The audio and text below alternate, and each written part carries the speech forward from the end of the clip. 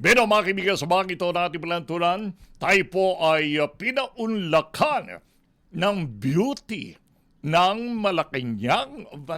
Naman. Thank you, JR, sa coordination mo.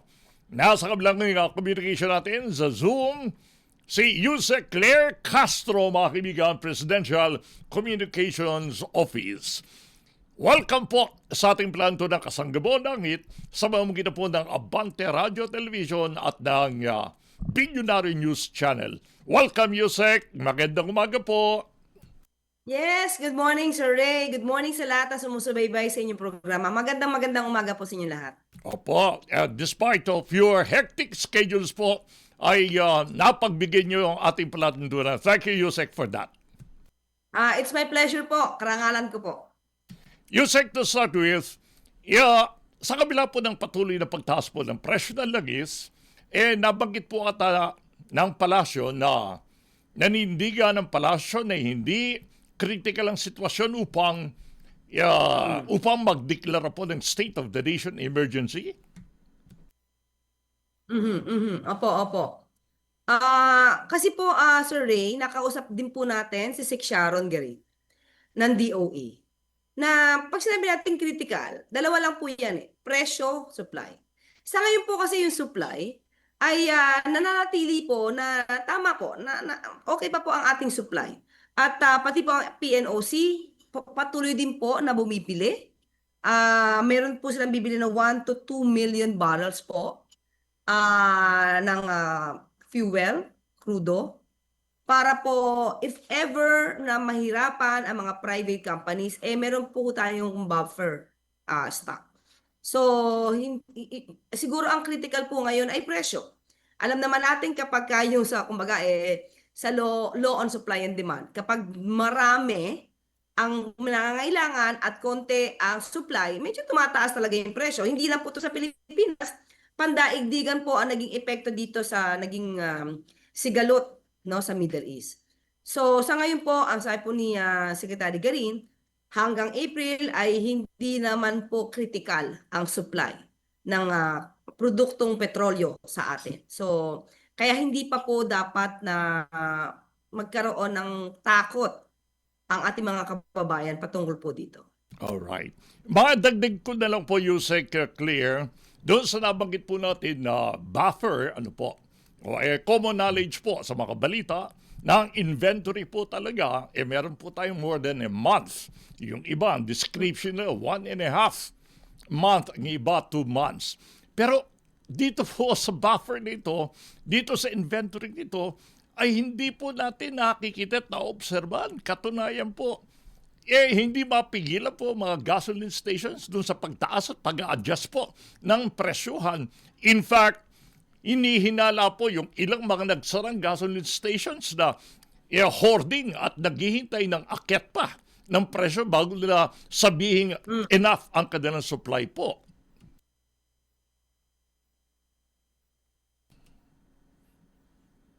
Yeah. Ano po reaction nyo ron, Yusek? Ganito kasi yan, sir. Okay po ba yung aking audio? Nandinig niyo po ako? Opo. Nawawala. Okay. Kasi ganito po yan. Yan din po ang explanation ni Secretary Garin. Na dahil tayo, ang tendency natin ngayon, punuin yung tangke ng ating, kumbaga sasakyan, tangke ng gasolina ng ating sasakyan.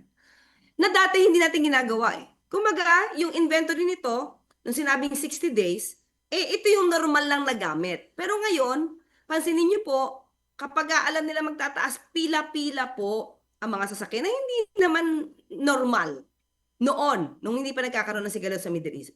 Kaya po, ang nangyayari is, mabilis na uubos yung kung ano yung nakastop sa isang gasoline station kasi dagsa yung mga sasakyan, pumipila.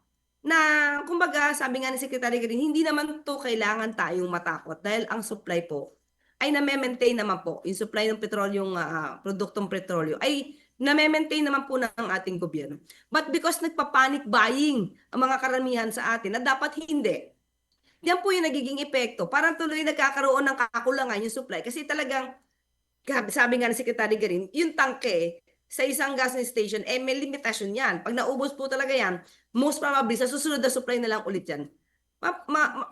madadagdagan or mapupunan. So, hindi po tayo dapat mag-panic buying. Although, ang hirap po kasing sabihan on my part na wag tayo mag-panic buying kasi iba rin po yung nararamdaman ng ibang tao eh. Opo. Na pagka tumaas ang presyo, dapat tuloyin ko to. Dapat lahat ng sasakyan ko merong naka-full tank. Yung Di iba po nga, ba? nagdadala So, pa ano ng extra nangyari? container pero delikado po yan. Ah, yun po, 'di ba? Yun po yung nangyayaring problema na dapat na hindi natin ginagawa nung wala pa yung nangyayari sa Middle East. Kung ano lang po, minsan sa kahit kalahati lang yung laman ng tangke ng gasolina ng gas tank natin sa sasakyan, hindi pa tayo nagpapa-full tank. Ngayon parang pagkalahati pa lang magpapa-full tank ka na. So, ganun po yung nangyayaring effect. So, sana hindi po. Pero ang hirap makiusap kung ibang mga kababayan natin, nandoon yung fear. Pero sabi nga natin, kaya hindi naman po magdedeklara ang Pangulo sa ngayon po, ng state of emergency. Dahil po, ayon kay Secretary Garin, yung supply po ng products or produktong petrolyo ay nakakaya pa po, na-manage pa po. So wala po dapat katakutan. Alright. And madako po tayo, Yusek, doon sa emergency powers. Ano po? Ngayong pasado na po, ang emergency powers po ng ating Pangulo sa Kongreso, sa tansya po ninyo, gano ang itatagal po bago matanggal po yung excise tax na target po natin?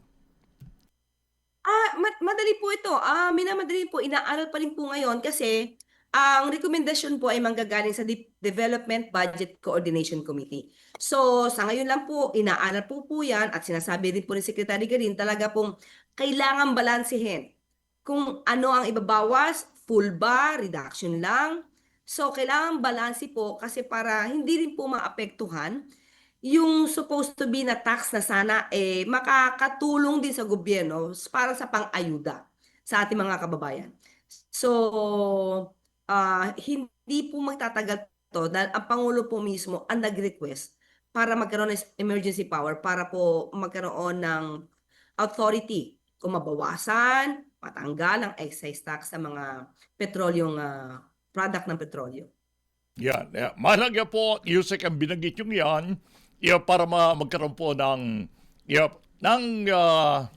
mawala yung pangamba ng ating mga mamamayan sapagkat alam naman po natin kapag hindi na-aksyonan kaagad at nariyan pa rin ang excise tax yung habol natin na ma-address kaagad itong kasalukuyang development at pabago-bagong presyuhan po at paakit na presyuhan po sa ating mga gasoline station, sa ating petrolyo, ay pinangangambahan ng marami. Ano po? Yes po. Saka kaya po talagang dapat aralin din po ito dahil ayaw din po natin na maabuso, manamantala yung ibang mga oil companies na alam ko naman, sa ngayon alam natin hindi dahil nagkakausap po talaga si Secretary Garin at yung mga opisyal po ng mga oil companies at sabi nga nila sa akin, sabi ni Secretary Garin, yung pag-staggered ng presyo ng gasolina ay in a way sakripisyo din po sa kanila. Pero sana mas marami pa silang sakripisyong gawin, di po ba? Kung pwede silang malugi kahit papaano, magpalugi na sila ng konti para sa ating mga kababayan. Lahat naman tayo dito ay nakakaramdam ng, I mean, yung impact nitong nangyayari sa Middle East. Sana hindi na sila masyadong kumita kahit konti, di po ba? Opo. And Mm. Yusek, paano nyo lubos na masisiguro po na sa publiko na walang banta sa ating administration dahil kung ito magiging rason hindi kung alam nila na mabilisan po at talagang hangad po ng ating kasalukuyang administrasyon na matugunan ang lahat ng mga challenges na ito upang hindi na po paniwalaan yung mga kumakalat po sa social media na kesendo may attempt, may kudita, mayroong grupo na naghahangad ng etc. po. Okay, pagbabanta na ko dito dahil sa nangyayari ngayon. Naku naman na Kuya Ray, Sir Ray, unang-una, okay. Ano magiging epekto ng pagtanggal nila kay Pangulo sa pwesto? ngayong nangyayari itong sigalot sa Middle East. Tatanggalin nila, sinong ilalagay nila sa pwesto? Ang Vice Presidente? Yan ba ang tugon para hindi umakyat ang presyo ng produktong petrolyo? Kahit wala pa pong sigalot sa Middle East, alam naman natin kung ano yung gusto nila. Noon pa nila gusto matanggal ang Pangulo sa pwesto para iluklok ang Vice Presidente. So, sabi nga natin, ang dami-daming iniingay ng Vice Presidente sa mga issues na di daw walang ginagawa daw ang Pangulo, walang nakikitang trabaho. Sino ba nagtatrabaho talaga at sinong hindi? At dahil dyan, nais niya na talagang magalit ang kapwa nating Pilipino sa Pangulo with all this fake news. So, ang gusto ba nila is matanggal ang Pangulo at iluklok? During this time, ano naman kaya ang gagawin ng Vice Presidente para maibsan ang impact ng sigalat sa Middle East? Parang wala naman tayong nakikitang pwede niyang isuggest. So, yan po talaga yung balak nila, yung panawagang mawala ang Pangulo sa pwesto. Noon pa po yan, kahit wala pa pong nangyayari sa Middle East. Yeah, Yusek, Makasarili. madagdag ko lang po. Meron po ba tayong internal assessment? And kung may mga intelligence report po ang ating armed forces halimbawa o ang ating mga authorities, dito sa dinidescribe nilang destabilization effort na yan.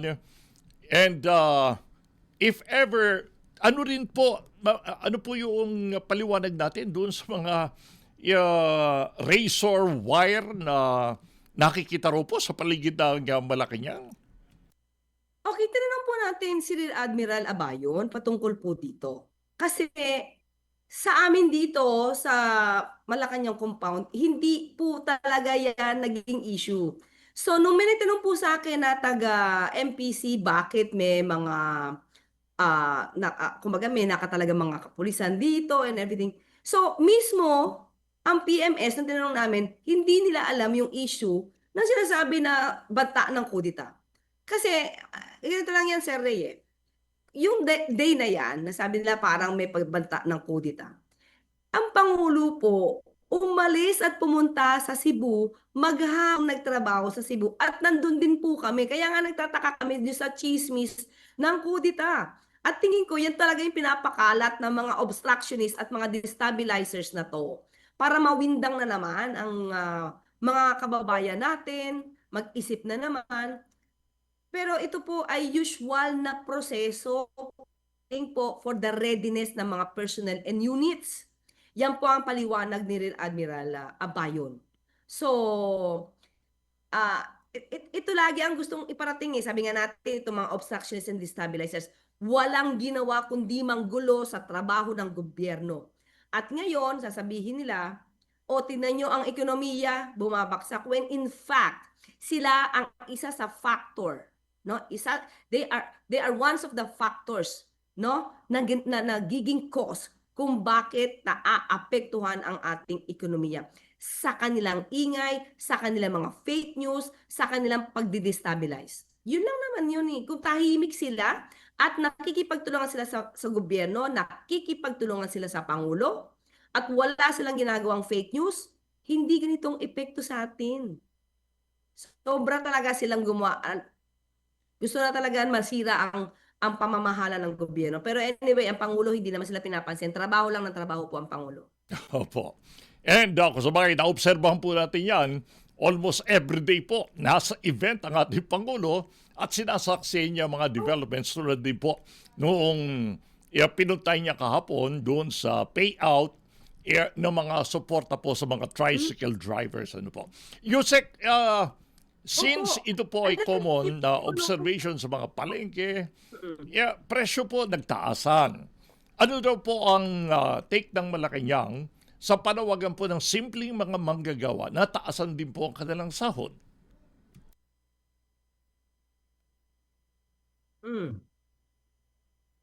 Opo, Talaga meron na to, po ba tayong feedback dyan? Dahil Sir Ray, ang yeah. sinisigaw po ng mga Ah, middle income o sila raw po ay napag-iiwanan. Ah, kasi po ang pagtaas ng sweldo, alam na po natin, yung Regional Tripartite Wage Board ay every year po 'yan ay talagang nagtataas po ng sweldo sa mga manggagawang Pilipino. Siguro po sa Kongreso na lang kung ano po ang magiging pasya nila, kung ano pong gagawin nila, kung ano man ang itataas ng sweldo. Pero on the part of the DOLE and part of the executive, ginagawa po ito. Kahit po paunti-unti, 50 pesos na taas, ginagawa po ito every year po halos. Mm. Yusek, sa samantali ko pa pagkakataon, bagamat ba at this point in time, alam kong maring wala pa rin po reaksyon ang palasyo o ang ating Pangulo, doon po sa isang major, may tutuloy kong major development po sa Middle East, doon sa announcement po ng Iran na ngayon ay bubuksan nila ito pong Strait of Hormuz na dating napabalita po na hindi nila papayagan dumaan ng ibang mga bansa. Ano po? Ngayon po, bubuksan nila provided ito pong daladala nilang mga oil. Nabili sa pamagitan po ng RMB, Chinese yuan at hindi po US dollars. Ito po ba napag-usapan na sa Malacanang? Hindi pa po, personally sa akin, hindi pa po nakarating. Pero tatawagan ko po sa Secretary Sharon Garin kung nakarating na po to sa kanila. Tatanungin ko po siya mismo, diretso po. Sa Opo, ngayon, wala pa dahil po. Hindi siyempre, po ako bigyan ng yung information. paglilipat po ng petrodollar sa petro-yuan, napakatinding maging problema. Of course, hindi lang po problema natin ito. Problema po ng mga bansa na ang kalakaran sa pagbili nila ng oil ay dollar, pero ngayon papayagan lang na dumaan dito sa sensitive na area po ng Strait of Hormuz kung ang ginamit po sa pagbili ay yuan. Ano po? Alam natin ito po isang major strategic na attempt para po sa mundo. Opo, talaga po magkakaroon ng ibang impact yan. So, tingnan po natin. Hindi ako makakasagot sa ngayon, sir, kasi talagang hindi pa po nakarating sa akin yan. Okay po. And alam kong sabi nga ni JR ay meron po kayong appointment, ma'am. Finally, gusto ko lang hong marinig ang mensahe po ninyo para mapanatili po ang kumpiyansa ng ating mga mamamayan sa pamahalaan. Sa gitna po ng mga challenges na yan, sa gitna ng oil crisis nating kinakaharap at doon sa mga aligasyon ng destabilization po. Opo. Actually po, Sir Ray, ang gusto ko ipanawagan sa mga kababayan natin, unang-una po, nakikita po natin ang Pangulo po ay talaga nagtatrabaho. Uma-action po sa lahat ng pangangailangan. Hindi lang po dito sa Pilipinas, kundi yung mga OFWs natin. Talaga pong pinatututukan niya ng ating Pangulo, especially doon sa mga balak na makabalik sa ating bansa. At nagiging maganda naman po ang good news, maganda po na ang news ng DMW at ng OWA doon sa mga kababayan natin na nakakabalik dito sa Pilipinas. At ngayon po ay hindi pa po kailangan na magdeklara ng state of emergency ang Pangulo dahil namamanage pa po ang supply ng produktong petrolyo at yan din po ang ayon kay Secretary Sharon Garin. At yung presyo po, wala po tayo sa ngayon na masasabing pwedeng gawin maliban sa pag-reduce ng excise tax at pakikipag-negotiate sa mga officials po ng oil companies. Dahil hindi po natin ginusto ang sitwasyon na ito, hindi po ginusto ng gobyerno at ng Pangulo ang nangyayari sa Middle East. Pero dahil nangyari na po yan, kailangan lang pong masoften yung impact nito sa ating mga kababayan. Kaya ang Pangulo po, nandiyan po ang ayuda para sa mga, mas lalo na yung mga targeted na mga sector. Yan po ang tinututukan ng Pangulo, ang drivers, ang farmers, ang mga mangingisda, ang ating mga kababayan. Ang DTI po ay nakikipag-usap din po sa mga manufacturers, sa mga producers po ng basic commodities para hindi po maiakat or taas ang presyo ng mga produkto. Nandyan din po ang DA para sa mga produktong agrikultura na sa mga nagtataas agad ng presyo, especially sa palengke. Nadinig po natin si Secretary Chu Laurel, Secretary Kiko, na ngayon po ay imo-monitor po natin, padadalhan lang po sila ng notice kung sila ay lumalabag sa presyo na itinakda po. At kung sila ay patuloy na lalabag dyan, hindi po mangingimi ang gobyerno na sampahan ng kaso ang lahat ng nananamantala sa panahon ngayon. Yusek, Ganun well appreciated po kami. And doon sa role na ginagawa po ninyo, ako'y saludong-saludo po. Batang-bata pala ho kayo rito sa Zoom namin ngayon. Ha? Kesa kapag Ay, syempre nakikita po. ko, maharap po kayo sa media dyan sa Malacanang. Ganun po. Sir, may ilaw. Secret. Oo. Mabuti Ganyan ho, yan. hindi nagde-develop yung Light, mga guhit sa light. noo at puti ng buhok Oo sa ba? dami po Meron ng problema natin natin yan. ngayon. Sila, hindi. Kailangan dapat laging fresh para dapat hindi affected sa mga negatibo. Hindi ka dapat affected lalo sa mga fake news peddlers kasi dapat magbigay tayo ng katotohanan kung ano po talaga yung programa ng Pangulo. Siguro inspirasyon na rin po namin dito sa PCO kung paano namin isisiwalat sa ating mga kababayan ang nagagawa ng Pangulo at kung paano pa kami makakatulong sa ating mga kababayan. Inspirasyon po yan. All right, well said and more power po, Yusek. Maraming salamat po. Salamat. All right, there you are mga kaibigan. Yusek Claire Castro, Presidential Communications Office.